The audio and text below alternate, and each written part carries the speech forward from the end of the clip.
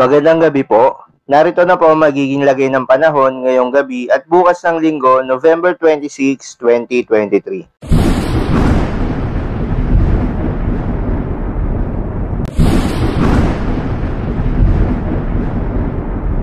Sa kasalukuyan po, patuloy na nakakaapekto itong shear line sa silangang bahagi ng Southern Luzon.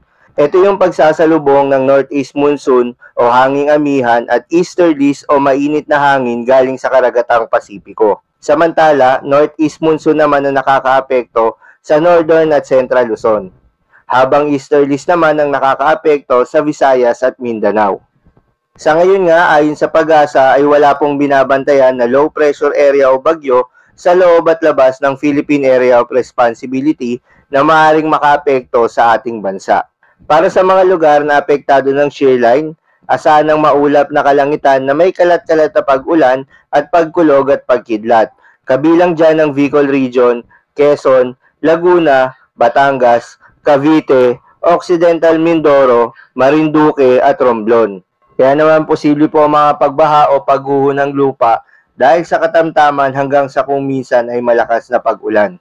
Para naman sa Cordillera Administrative Region at Cagayan Valley, asahan ng maulap na kalangitan na may mahinang pag-ulan, dulot naman yan ng northeast monsoon. Habang sa Ilocos Region, Central Luzon at iba pang bahagi ng Calabarzon ay asahan ng bahagyang maulap hanggang sa maulap na kalangitan na may isolated na mahihinang pag-ulan.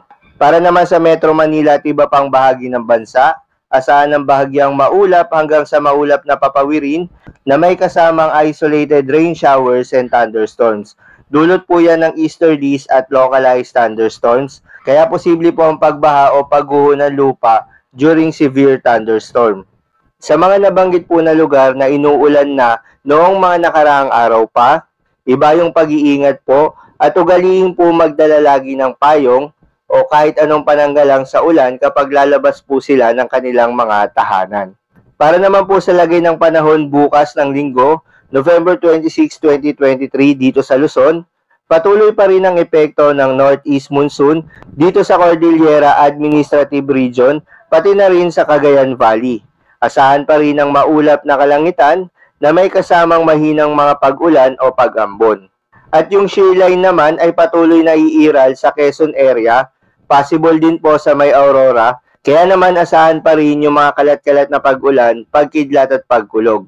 Sa nalalabing bahagi naman ng Luzon, fair weather condition na may mga tsansa lamang ng mga isolated rain showers and thunderstorms. Kadalasan yan sa hapon o gabi.